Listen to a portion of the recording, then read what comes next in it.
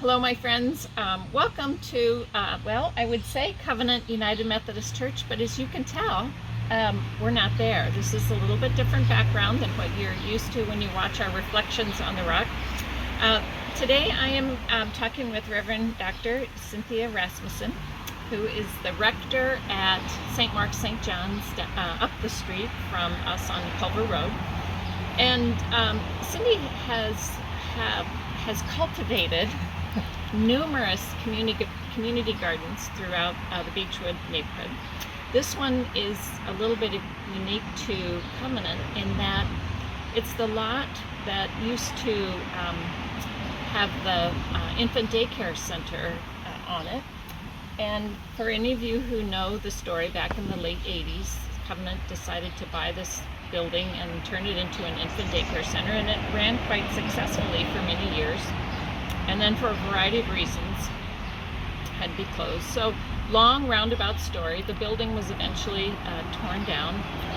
And I don't think it was very long after that, then Cindy turned it into a community garden, added it to her repertoire of other community gardens throughout the area. But what we're going to talk about this today, or this evening, whenever you're tuning in, is this ministry of community gardens and how they benefit the Beechwood neighborhood. And really, you deliver food from a long ways away, just more than Beechwood. So Cindy, could you tell us a little bit about your neighborhood community garden ministry and how it evolved? Yeah, so about 8-9 years ago, we were approached by Food Link that had received a grant from the state for 5 years, and they asked if we wanted to be part of a trial garden program. And so we decided that sounded like a good idea. We were into experimenting at that point because we had, like many urban churches, I think we had a lot of challenges in terms of numbers. And so that experimentation led to taking down some trees, scrub trees that were at the church, and we put in, I think, 12, 13 raised beds. All of our raised beds are pretty much 4 to 8 feet, 4 by 8, and to my surprise, because I was pretty sure that it was not going to be successful, I thought what would happen is, like every other thing that we had done that required volunteers, is that people would get really excited at first. So we would be able to put the garden in around May or June, and then in August I was going to be out there, trying to keep these gardens alive. And I was proven wrong. I've been proven wrong lots. And they took off, and people were enthusiastic about them. And it was a way for us to literally get out of the building, a place that had become kind of our bunker in a sense, because people had gotten scared of the neighborhood. And so it was an expression. It was great because it allowed my preaching to come alive. And don't be afraid, and we're called to connect with people. And I've often said that people, every once in a while somebody, I don't know how it is with you, but they'll stop and talk to me on the street about maybe a faith issue or something like that, but it's very rare for me. What they will do, however, is stop and talk to me about their grandmother's tomato plants, their eggplants, and so it's a great conversation starter. It's a great conversation starter with people outside of kind of clergy, which is fantastic. And things just took off from one year to the next, and we were able to secure a couple of grants. And so now we have seven community gardens. 6 of them are in the Beechwood neighborhood, and keeps us busy in the summer. But I've noticed too, and I don't know if the one on Merchants is the only one, but you combine it with other things. Like there's a library of one of the little, what do you call the? Free little libraries. Free little libraries. I've seen neighborhood people. I don't know if you say it's a community garden, and I know you sell some of the produce on Saturday mornings at the corner of your lot. But if a neighbor came by and says, "Oh, there's a nice ripe tomato," take it, Take it. pick it, Wow. harvest it. So everything in our gardens, that's why we have put some fences up, but they're only in the back of the lots, to kind of, we talk to our neighbors, and if it's something that they've always wanted to have, a fence, because the nice side of the fence, because of coding, the city codes, is always going to face our neighbors. And so we've used money to put fences up, but we don't have fences that keep people out of the lot. So people can come in and hopefully they harvest, pretty close to correctly, but if not, that's okay too. And we try to weigh as much of the produce as possible, just so we have an idea of from year to year what it is. We average about 4,500 pounds of produce a year. That 4,500 pounds. Yeah. Wow. And we, a lot of that goes out in our food shelf, which we have on Wednesdays. We've done emergency food deliveries. As a result of the pandemic, we would put fresh vegetables in those packages throughout the year, throughout the growing season, and then our farm stand on Saturday mornings, which was fun. And you don't, I don't want to say mess with, but you don't get into canning or freezing or, Yeah, we haven't, because there's health codes around all those pieces. But we're actually, this year, we've started some herb drying in our grow room, because we have our own grow room where we start our seeds in the spring. So a lot of what we plant in the springtime are seedlings because of that. So we have everything on timers, and we have water, and so we've wanted to use that room more than just the 1-2 months out of the year. And so we've gotten we have amazing partners, and some people who are really interested in herbs and know the medicinal characteristics of those, and so I'm constantly learning. And so I think that they are drying those, and we're going to have small packages of those at the farm stand that we can just do education around and that good stuff. So this farm stand is open on the corner of Culver and Rosewood. Yep. And stop by on a Saturday morning. What are the it's times? From 9:30 to 12:30. We have recipe cards that we've done to go with veggies that that you're less familiar with, and we also have the herb cards that some of our folks have created, so we know what to do with rosemary other than smell it. Right, exactly. So I'm curious, I mean, this looks quite lush. I'm sure you've been happy about the weather in July. And I see, from what I know, because I haven't been around the garden since I was in grade school. Yeah. I see tomatoes. I see squash. Squash is right here. Yeah. And then these are collards. Oh. And these are beets. Okay. And more collards. Does every community garden grow the same thing and the same kind of? Not necessarily. So each one of the gardens has a captain, or they a set of co-captains, and then they kind of manage their team. And they have one day a week, at least a set day and time, that their team will come out and do gardening. So early on, usually in the winter, they decide what they want to plant, and then Harris Seeds, who has been super generous with us, gives us a lot of the seeds that you now see. Yeah. Well, it's very impressive, and like I said, I'm not a gardener. I aspire to be. I mean, I think in my heart I would like to be. But so do you have a green thumb? I mean, have you always? When I was a kid, I grew up in a rural area, and my grandfather had a big garden. My dad kind of had a medium-sized garden, and then I went off to school, and I figured I'd probably never garden again. And God had different plans. Right. So, and I was sure I wasn't going to garden again when I got called to a city parish. Right, exactly. And I was so wrong, once again, like I've been many times. I love how that works. So when you think about, so you have these co-captains. Yeah. And so you have 14 people working on these different, kind of taking ownership of the, do they get to pick what they want to plant, and these teams come in, people come by.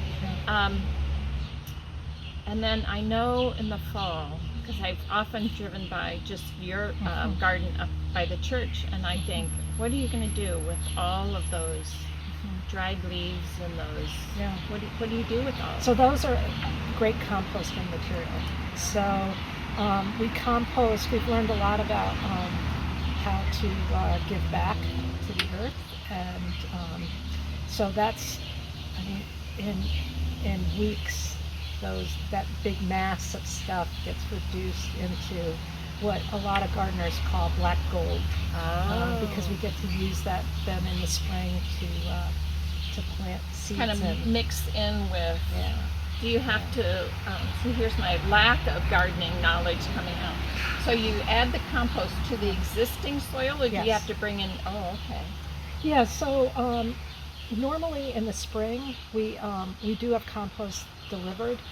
We've ordered less and less every year because of our ability to be able to produce more compost. But we usually we top the beds off then, and then plant on top of that. And because Bob, I don't know if you can kind of pan over here. I see 3 compost bins. Is there a difference between? Or I'm assuming that's what it is. It is. So it looks like 3 people signed their little, made their little signature. But so that's what you mulch up and use just for this garden, or does every garden, I guess, have a compost bin? We've used this one on site for just this garden. We have another large compost at our Denver training garden. And we're in the process of getting the funds to create other ones in each of the gardens, so we can just immediately throw things in the fall into those. And the big thing with composting is you need to turn it to create the temperature, right? In order to break it down. So you need. So we also have. We encourage people to take a bucket here from the garden, and people put in, scraps, no meat products or anything like that, but like the scraps of fruit or things like that. And then we toss that into the compost bin, and that helps activate what we need to activate to get it broken down. Well, I'm looking at this concrete pad. Yes. And Covenant has had in one of its closets since whatever year 2000 something, a shed that used to sit on that concrete pad. So the world comes. You just never know how things are going to come around. Yeah. Tell me, what is a Denver training garden? So the Denver training garden is between Hazelwood and Melville. It's actually 2 lots. And we use that for our soup, Summer of Opportunity kids through the city. We use that as a place that they can be educated about, how to grow things, how science, math. We have a larger shed there, and there's wet dry board inside, and so we have people come out and share things that are when kids are sitting in class and they're like, when are we ever going to use this stuff? We give them some ideas of how they can use this stuff. Yeah, that is so cool. So this is just a lot more than planting a few tomato plants. And I mean, what I'm hearing is kind of more of a, as we were saying this morning, interviewing Jeremy and Joyce from the Freedom Scholars Learning Center. You're looking at more of a holistic approach to how you integrate a community garden into the community. Yeah. So if people wanted to become involved in this and figure out, gee, I'd really like to learn how to garden, or I am a gardener, but I live in the city and I don't have one, or how can they get involved? They can go to our website, which is St. Marks and AND St. John's and we have volunteer kind of sign up. Another thing that we do a lot of is groups, if groups want to come out for the day or a few hours. So we have 40 kids coming in a week and a half from Buffalo area, a couple of churches that are doing a summer project. So that's going to happen. We have 10, 12 kids, actually not kids, adults from Excellus, Blue Cross Blue Shield. Their team leader wanted to do a project, a service project, and so we're going to do, provide that opportunity for them. And when people come out to us, we try to give them some education around food justice issues, issues around like redlining, things like that, that are, have been historically, unfortunately, true, and created a harsh reality for a lot of folks, no fault of their own. Right. And so that's a piece of it too. So I always say it's about the vegetables, but it's not about just about the vegetables. Right. Just. Yeah. So I think what I'm hearing is, one, it can be a lot of work. Mm-hmm. It can be a lot of fun. It can be rewarding, and it's a calling. It's a calling, like so much in life is. That's right. Yeah, it's true. Well, we actually changed our definition of membership at the church 2 years ago in our bylaws. So it used to be members, attended worship regularly, and now it's, if you consider St. Mark's and St. John's your spiritual home, you can volunteer and consider that your kind of connectedness to the divine in your life, and hopefully we're a place that can provide an opportunity for you to go deeper, just like Covenant does, and so many places that are doing really good work.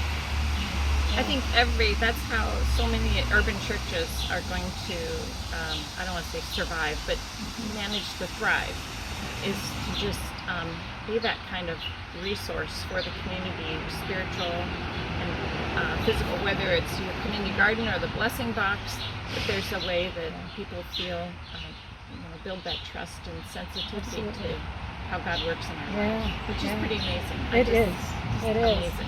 Well, so much has, I'm sorry. No, go ahead. So much has changed over the years, I think, of our understanding of what mission is. And the thing that I really like about these gardens is we kind of come to the gardens knowing that there's a lot that people, there's a lot for me to learn about everything. And so we're open to how we can be transformed, instead of feeling like, or have kind of the mission of, we're going to go save a group of people, and I just don't think that's what Jesus had in mind. I don't either. So, and it's not as much fun as the way we're doing it now. That's exactly right. Well, it seems to me I know a hymn that starts with "In the Garden" or something like that. Something like that. Yeah. Well, Cindy, so if we have people ways for if people want to volunteer, what if they say, I have a really bad back, I can't do any gardening, but I'd really like to help in some way.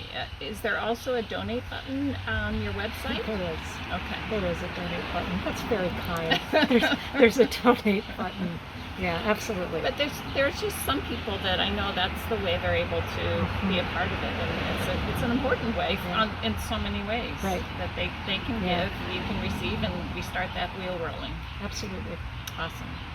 Well, Cindy, thank you so much. You're this welcome. is great, and if there's ever any truth to the fact that through God and the Holy Spirit, something that Covenant had thought we had lost years ago, and didn't turn out as well as we would have liked, turned into something wonderful.